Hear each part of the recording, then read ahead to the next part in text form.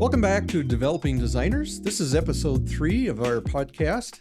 And today we're going to be talking to Izzy, a recent architecture grad. And we're going to be talking to her about what she experienced in school versus the real world. Come on and join me as we ask some fascinating questions and learn as we go.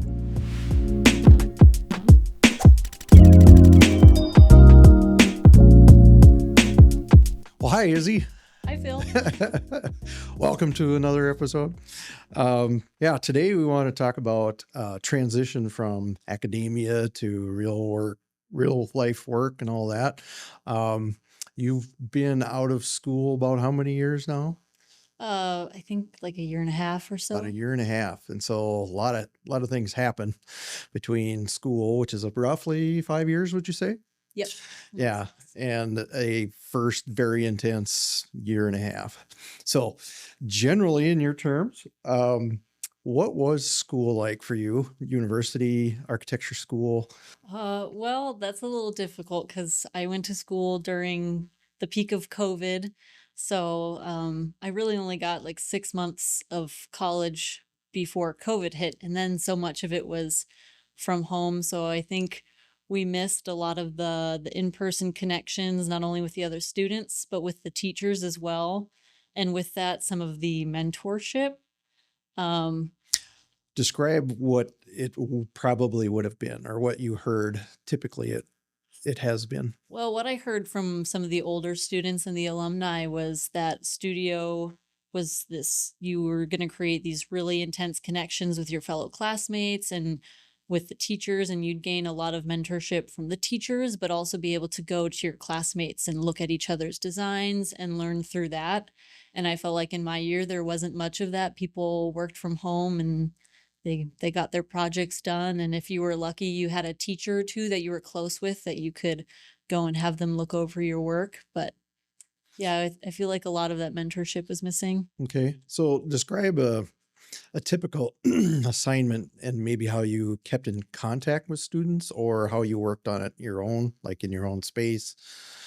Well, I think most of at least for the studio class, it was projects. You'd get a certain building type that you would have to design at a certain level, depending on what year it was. And I think a lot of people were able to keep in contact, mostly because we had questions. You'd be like, if the teacher wasn't clear, you'd Snapchat another student, be like, did you understand the assignment? What are you doing for yours? Which was nice. That is one of the benefits of technology, I guess, is it's easier to talk to people. But as far as actually looking at their project, there wasn't as much of that.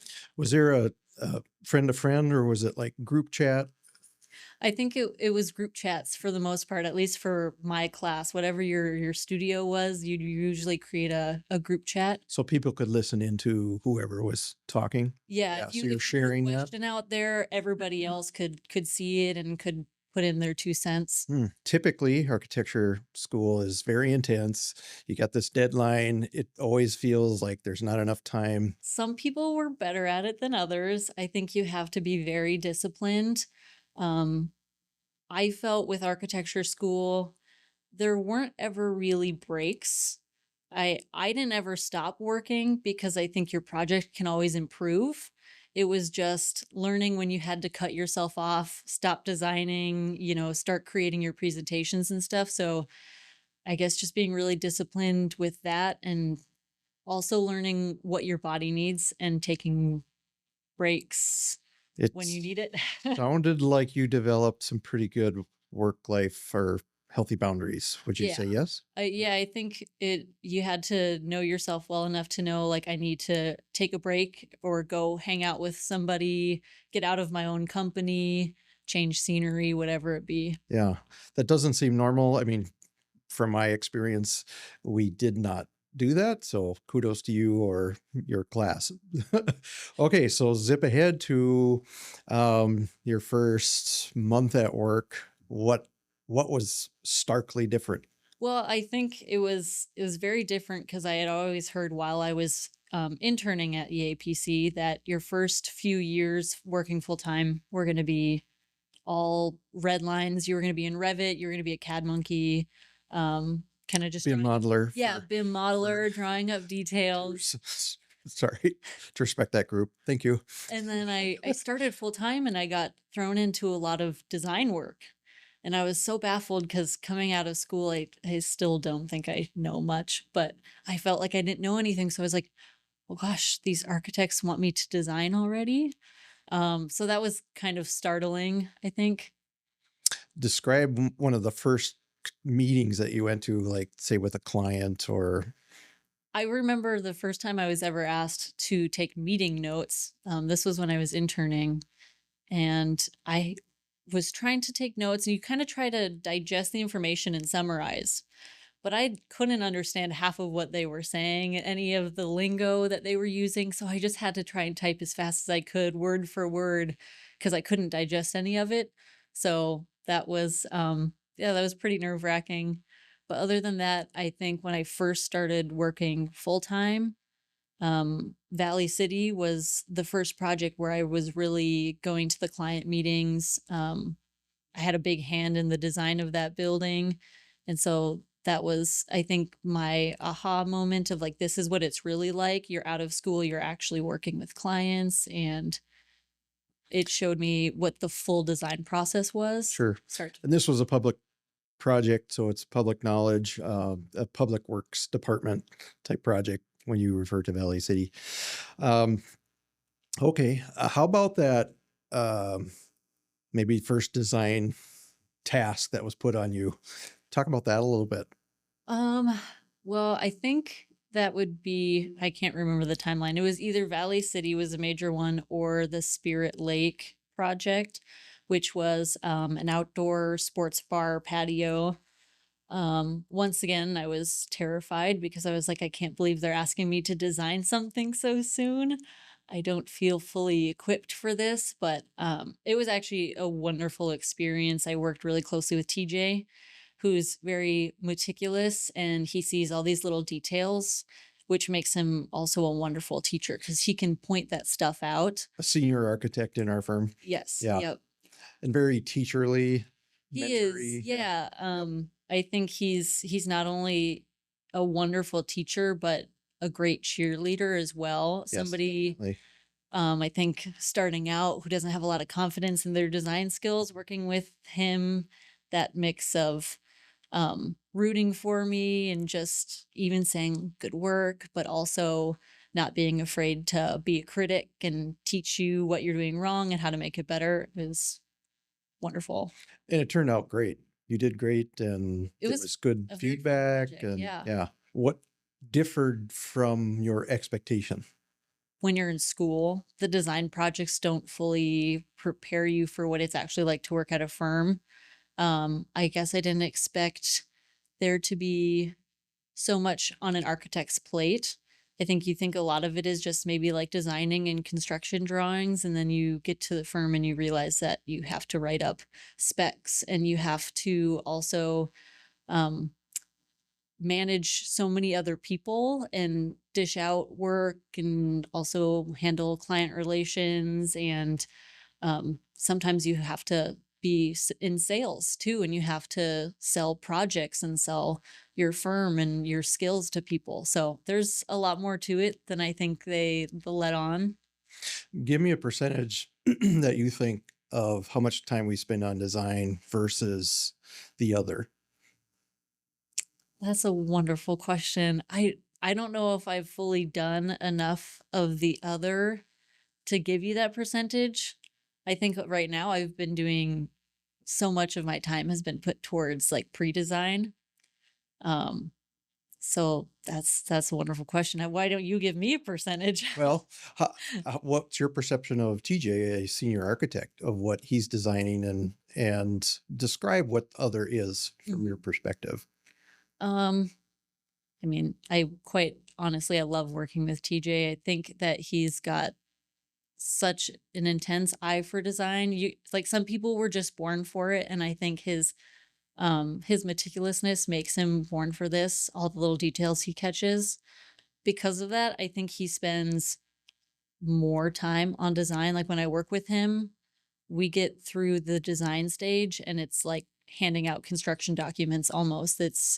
it's so ready to go. Every little thing has been thought of.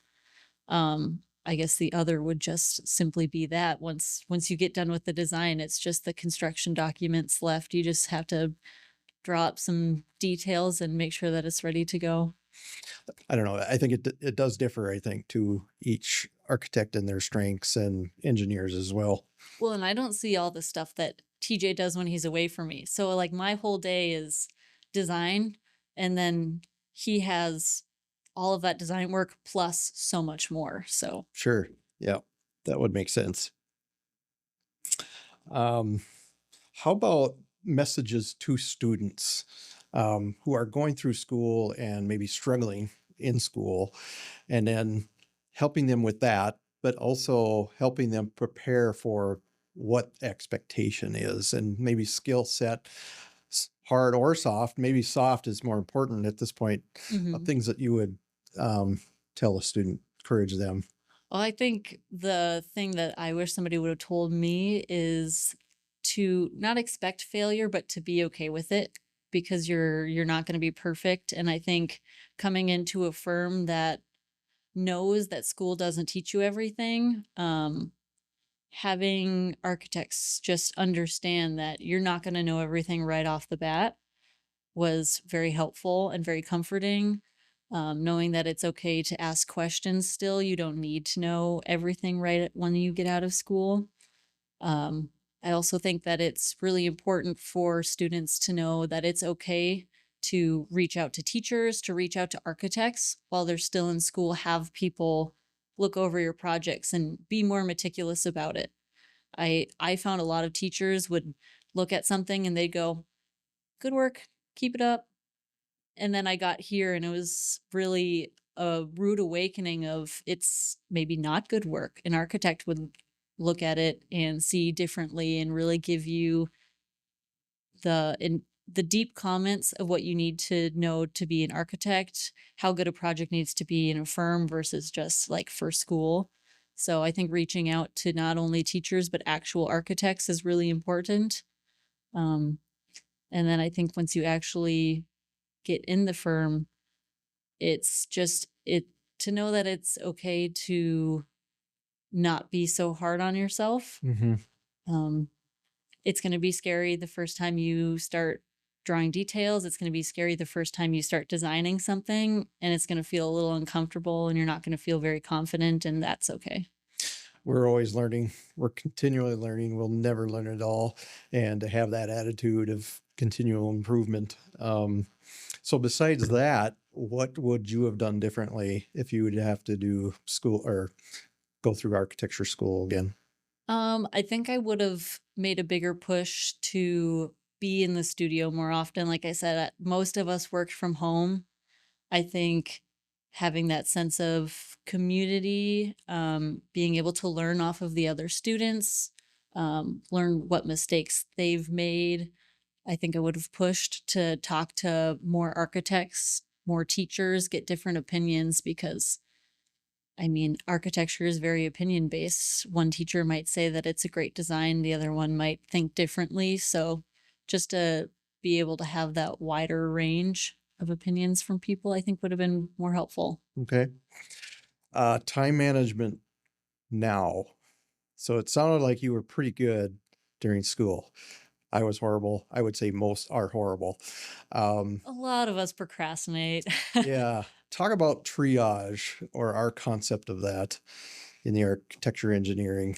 Our concept of time management or You have three things coming at you. They're all important. You have three different, say, architects coming at you. So different projects. They all seemingly have the same sense of urgency. How do you deal with that? And how do you navigate that? That's a wonderful question, which I'm still learning how to do. I think it's helpful because I have, well, you in particular, I have got managers and people who I get to reach out to, who will kind of let me know what to work on, what's most important. Um, I think, yeah, it's either you use your better judgment or you reach out to someone and just ask that question. Um, It can be really difficult though. I've had that recently where you've got a lot of different projects, a lot of different people all giving you stuff to work on, and you don't want to let anybody down. All of the deadlines are important. So I also think it's important to know your client. Like some projects, the client's okay if it gets pushed back, and some are not. So knowing your client and your project is very important too. Yeah, I think it's important for whoever is in charge, at different levels, your direct reports, to stay in touch, to know, is your plate full or can you handle that? Um, it's also good for you to actually speak out and say, I can't do that because I have this one. And then there might be a point where there's actually two competing, and then somebody, perhaps those two senior architects, have to go to a direct report above, or say, well, they're both important. Somebody's got to make that call because I can only work on one at a time. I mean, that is the perfect scenario. And, we do try, because we do care about your work-life balance and your stress level and things like that. And it's great that our company has a respite room too. So if you need to take a break or just whatever. But describe that soft skill of, at some point you need to tell someone. You need to know at what point, when you can't handle the workload anymore. Nobody's gonna, nobody's gonna know if you don't tell them.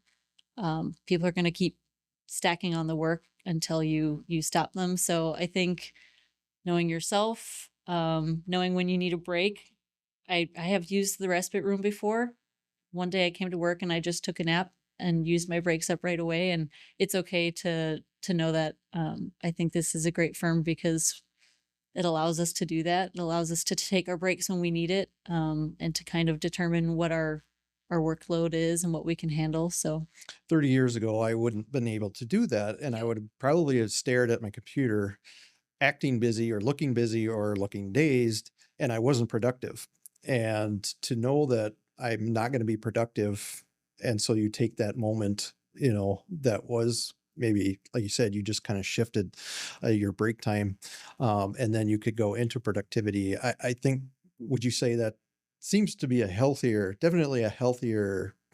Yeah. And then, in fact, it benefits our company, I would say, because there's a better chance of being efficient and, yeah, productive. That's human nature, would you well, say? yeah, I think, and it's been proven to just that, like scientifically, even like you get more work done that way. Hmm. If you take your breaks when you need to and you refocus and you recenter, it's just gonna be more beneficial in the long run. All right, another little shift. Um, can you describe a moment or a situation where you were just totally put back on your heels, How so? shocked? I'll throw out some, but a client completely changes the design. Oh, Deadline suddenly moved up a month. You totally got something wrong or embarrassed yourself. This is for Phil, I embarrass myself every day. I can't believe that. For the students coming in, and that encouragement, that imperfection is good, to have that grace for yourself. Yeah, I think you're always going to deal with that with situations like that because every client's so different. I've dealt with clients who change the design constantly or last minute. But just recently, I had a client who asked for us to change the design the day before we were going to present it to them. So obviously, there's not a lot of time there to make changes, and they all expect something a little bit different. But I think it's our job to just work with that and roll with the punches is the big one. You just have to learn to roll with the punches and let comments, certain critiques kind of roll off you. Um, you got to think about it and obviously try and better yourself, but not let it get to you too much. Trying to remember back to school, being egotistically connected to your design, and then somebody would critique it, whether good or bad. I mean, the client doesn't have to be tactful, or potentially a senior architect doesn't know that you're as attached. Um, talk about maybe an instance where, again, your feelings were hurt or you navigate that well. Again, kind of from the student perspective as sort of encouragement for them. Well, I had plenty of that as a student from teachers, but I think actually working at the firm, was, I don't know if I'm allowed to do specifically Valley City, that same project that I talked about before. There was a lot of backlash from the community Mm. because it's obviously taxpayer dollars. And so when you have your first project that you kind of get to have a big hand in designing, there's a lot of backlash from people saying, we don't want this, we don't need it. It's kind of hard to hear. So that was the project as a whole. Like, we are not sure we need this. So it wasn't necessarily like we hate your design. Is Yeah. that what you're referring to? Yeah. Yep. Okay.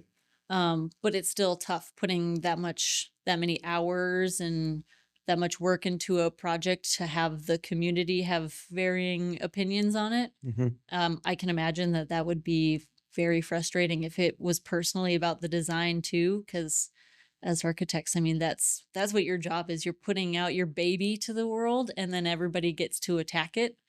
Okay. So restate this through a student's eyes. What would a student have done maybe inappropriately, and what is maybe the proper response? I'm leading this question, obviously. I've been able to critique a lot of classes for students, brought in like as an alumni to critique. And it's funny to see some students how they handle the critique. Some are very defensive, which I think you can't be, because it comes across really harsh, and you got to be careful because obviously when you're working with clients, you'd like to work with them again sometime. Um, I think some people, you can see that they sort of like break down a little bit. Um, I think it's important, once again, to be able to roll with that, not let your emotions show. You can go back and feel what you need to feel afterwards, but I think when you're in front of a professor or a critiquer or a client, um, you got to get better at Yeah. just accepting the fact that everybody has different opinions, and it's not everybody's opinion has to be correct or valid. Yeah. I would say it is a huge, crucial soft skill is to be able to stop, remove yourself personally, to say, I'm not being personally attacked, that they are commenting, to listen and take it with grace, and then step back and all that. And I think architecture and engineering as a whole, because we are passionate about what we do and we do take personal ownership. That's the positive. The negative is that we need thick skins. And if we respond inappropriately to a client or to the public, in this case, it's a public project, we can make it worse for ourselves. So Yeah. thank you for sharing that. I think that's so important for the students, so. Well, I think this is great. I really would like to meet a year from now and talk even more, because I think there's even more things to learn that we've interacted with, and and to share. I mean, we're learning as we go, and that's the beauty. It's this journey. It's never boring. No day is the same, kind of a thing. So, And no project is the same. No either, project so. is the same. So, any parting thoughts that you might have? Well, personally, I guess just for students, be brave, Be brave. put yourself out there. Don't worry about what other people are going to think about it. It's just a craft we're trying to learn, Yep. right? So, Yep. Okay. Well, great. Well, thank you so much for coming on. Thank and you. looking forward to chatting more later. And thank you, everybody, for tuning in.